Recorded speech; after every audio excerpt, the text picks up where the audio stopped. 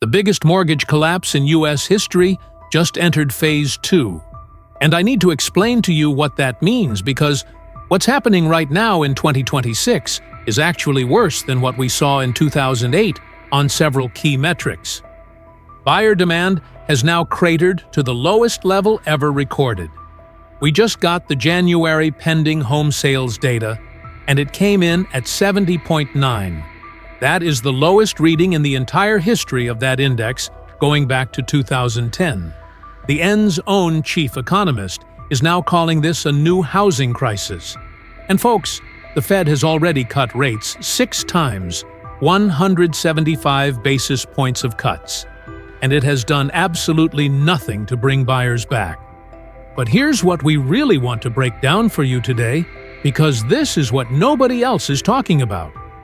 Every video we create is packed with hours of research, writing, and dedication, all to help you make smarter lifestyle and relocation choices. Supporting us is simple. Hit that subscribe and like button. Your support really does mean the world, and it keeps us motivated to bring the very best content to your screen. Number 1, we're going to show you the specific data on how many homeowners are now underwater on their mortgage and which cities are getting hit the hardest, because some of these numbers are genuinely alarming. Number 2, we're going to show you why the Northeast and Midwest, the markets that everyone thinks are safe right now, might actually be the next domino to fall. And number 3, we're going to explain to you exactly what Phase 2 means and why it's fundamentally different from what we've been experiencing the last 3 years. So, let's get into it. All right, everyone, let's start with the demand picture because this is what sets the stage for everything else. According to the National Association of Realtors, existing home sales in January 2026 fell to a seasonally adjusted annual rate of 3.91 million units. That was down 8.4% from December, the sharpest monthly drop in nearly 4 years. And to put that in context, at the peak in 2021, we were doing 6.73 million annualized sales. So, we've seen a 42% decline from peak buyer demand. And what makes this different from previous downturns is how long it has lasted. We are now in year 4 of record low buyer demand. If you go back decades, we have never seen demand this depressed for this long. Even in 2008, the downturn was sharper, but it was briefer. This is a slow grind that just keeps getting worse. The forward-looking data is even more concerning. Pending home sales, which measure signed contracts, just hit 70.9. That's 20% below where we were in January 2011 in the middle of the housing crisis aftermath. Think about that. Worse forward-looking demand right now than during the Great Recession recovery. Homes are sitting on the market for 62 to 66 days in January 2026, the slowest January pace in a decade compared to 36 days in January 2022. And as of September 2025, 70% of all U.S. listings had been sitting for 60 or more days without going under contract. In Miami, 84.6%. In Austin, 82.8%. When more than 8 out of 10 listings can't find a buyer after 2 months, that's a market in serious trouble. And why is demand this low? Because affordability is completely out of control, and nothing the Fed has done has fixed it. The national median existing home price in January 2026 was $396,800, a record for the month of January. Home prices are now 5 times median household income nationally. According to NAHB, the historical norm was 3.2 times income. At the 2006 bubble peak, we were at 5.5 to 7 times. So, we're right back in that danger zone. The typical monthly mortgage payment, including taxes and insurance, is running between $2,559 and $2,768 depending on whose data you use. And according to Redfin, the income you need to afford the median home is $111,252 a year. The actual median household income is about $83,150. That's a gap of almost $28,000. The typical American family literally cannot qualify for the typical American home. So, first-time buyers have been completely shut out. Their share of purchases dropped to a record low of 21%, down from a historical norm of 40%. The median age of a first-time buyer just hit an all-time high of 40 years old. All cash purchases hit an all-time high of 26% of sales. The only people buying are people who don't need a mortgage. Now, here's where the Fed comes in. The Federal Reserve has cut rates 6 times since September 2024, bringing the federal funds rate from 1.5% down to 3.75%. That is 175 basis points of cuts. And the 30-year mortgage rate has barely moved. It was around 6.5% when cuts started. Today, it's 6.01% per Freddie Mac. After the first 3 cuts, rates actually went up and surpassed 7% in January 2025. J.P. Morgan now says they don't expect any further cuts in 2026. The Fannie Mae Home Purchase Sentiment Index fell to 71.6 in February, its first year-over-year decline in 2 years. 78% of consumers say it's a bad time to buy. Builder sentiment sank to 36, the 22nd consecutive month below 50. The Fed is not going to save this housing market. The problem isn't rates. The problem is prices are too high. Now, let's get into the negative equity data I promised you, because this is where Phase 2 really comes together. According to the February 2026 ICE Mortgage Monitor, 1.1 million borrowers ended 2025 underwater on their mortgage. That's the highest since early 2018 and represents 2.1% of all mortgages. At the start of 2025, there were 696,000 underwater borrowers. So, in 1 year, the number jumped 58%. And there's another 3.2 million borrowers with less than 10% equity. A very thin cushion. If prices drop another 5 to 10% in their market, millions more go underwater. Over 90% of currently underwater homeowners bought between 2022 and 25. These are people who bought at or near the peak. And Totality reported total borrower equity declined by $373.8 billion, with the average homeowner losing $13,400 in a single year. Here's where it's concentrated. Lakeland, Florida, 10.8% underwater. Cape Coral, 10.1%, with values down 13% from peak. Austin, 9.2% underwater and now 27.8% below its 2022 peak. San Antonio, 8.8%. Tampa, 5.4%. Colorado Springs, 5.6%. But here's the really alarming part. In Cape Coral, nearly 70% of 2023 and 24 vintage FHA loans are underwater.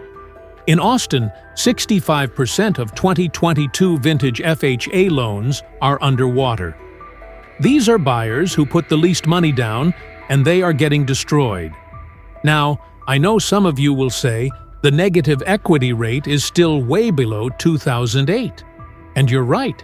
At the peak, it was 23 to 26%, about 11.1 million homeowners. We're at 1.1 million. But in 2005 and 2006, before the crash accelerated, the numbers were low too. It always starts as a drip in specific markets and specific loan vintages. Then it spreads. We are clearly in the early innings of that pattern. Real quick, if this market intel is helping you make better decisions, hit that notification bell. We drop new housing data every week, and the viewers who catch it first get the best opportunities. The bell ensures you see everything immediately, not days later when the market's already moved. And you could see this playing out in actual prices across the country. 1/3 of U.S. housing markets are now declining. 100 of the 300 largest metros are posting year-over-year drops. Northport, Sarasota, Florida is the worst nationally, down 8.6 to 8.9%. Austin is down 5 to 6.3%.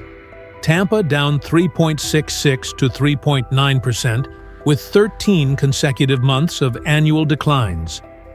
Phoenix down 2.2%, with nearly 87% of homes losing value.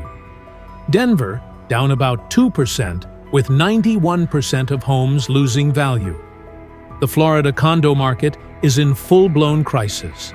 The median condo price dropped 8.1% year-over-year, the biggest decline since 2010. Inventory exploded 35 to 37%. Post-Surfside legislation requires structural inspections for buildings 30 years or older, affecting 900,000 of Florida's 1.5 million condo units.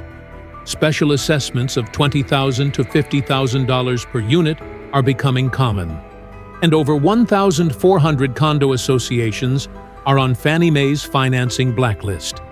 And the inventory numbers tell you everything about why these markets are in trouble. Florida has 22,157 homes for sale, 42% above 2019 levels with 8 months of supply. Texas has 151,769 homes, 48% above 2019 with 7 months of supply.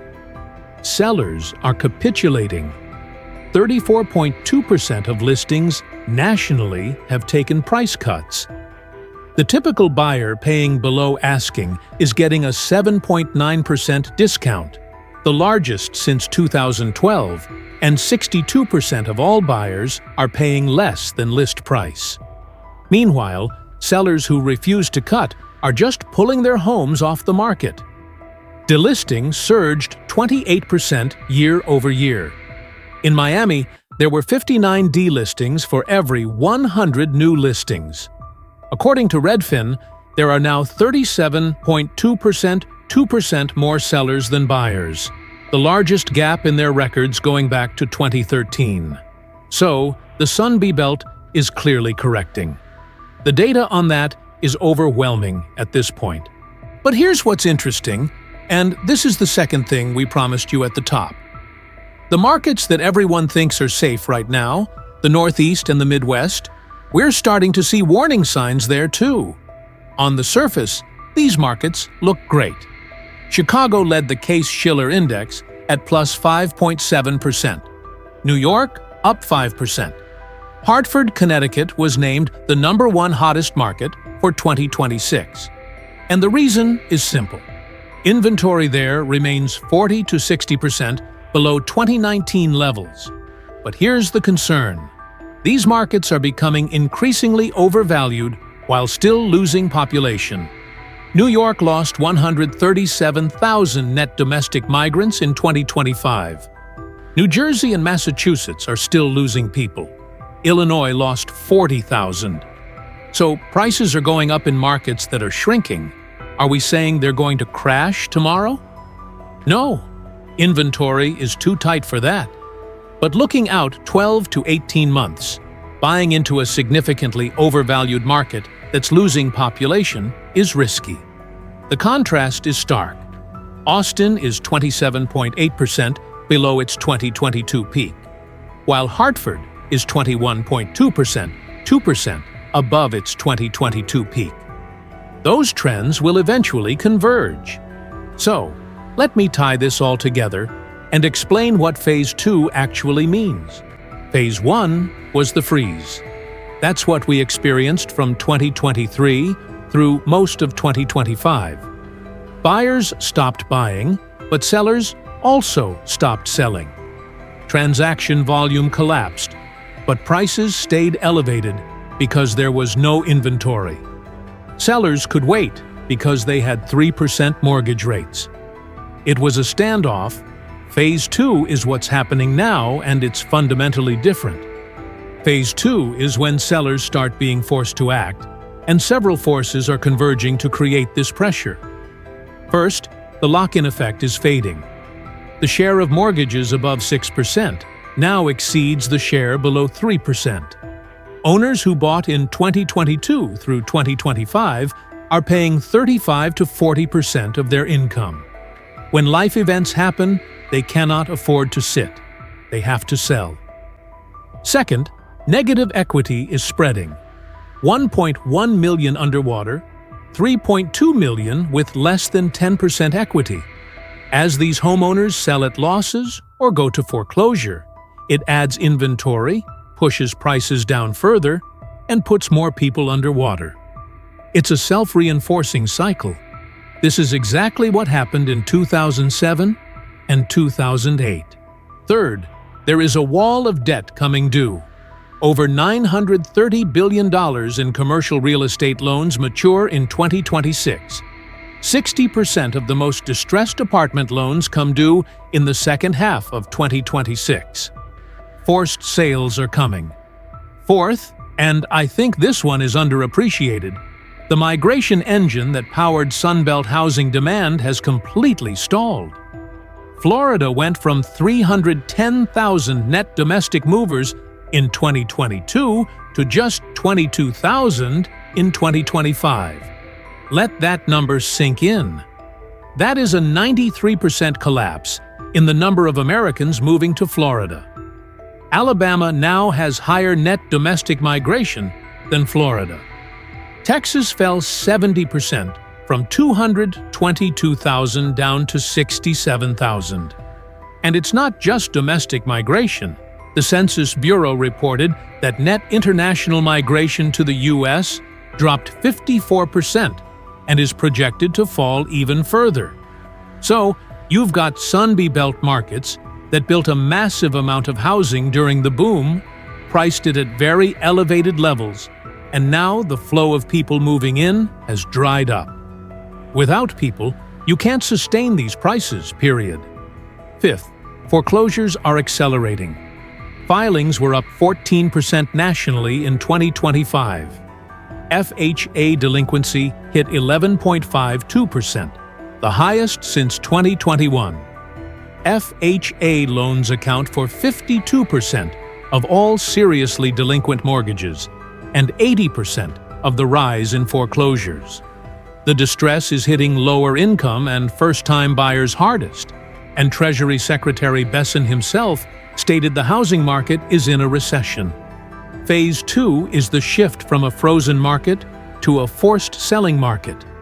The drip of price cuts is turning into a stream of foreclosures, short sales, and desperate reductions. Record low pending sales, a 58% jump in underwater borrowers, FHA delinquency at 11.52%. Foreclosures surging 50 to 88% in the hardest-hit metros. The data is clear. Now, look, I'm not trying to tell you every market in America is crashing. If you're in Hartford, Rochester, or Chicago, those markets are still supply-constrained. But if you're in Florida, Texas, Arizona, or Colorado, you need to understand what's happening. Prices are dropping. Negative equity is rising. Foreclosures are accelerating, and 6 rate cuts have done nothing. If you're a seller in one of these markets and you actually want to sell, price aggressively now. Waiting has cost sellers in Austin 27.8% since 2022. Every month you wait is potentially a lower price.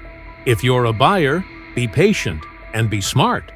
Understand the data in your specific market before you make a move. The decisions you make in the next 12 months could save you or cost you tens of thousands of dollars. This is not the time to guess. This is the time to know your numbers. We're in phase 2 now, and we're going to be covering every twist and turn as this plays out. If you're not subscribed with notifications on, you're going to miss critical updates that could affect your buying or selling decisions. Hit that bell, drop a comment telling us what market you're watching, and I'll see you in the next one.